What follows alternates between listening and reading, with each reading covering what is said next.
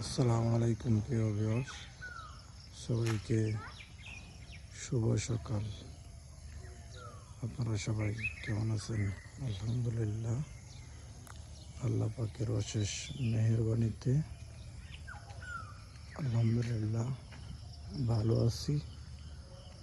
আপনারা কে কেমন আছেন? কে কোথায় থেকে আমার লাইফটি দেখতেছেন আমাকে আপনারা কমেন্টে সাড়া দিবেন।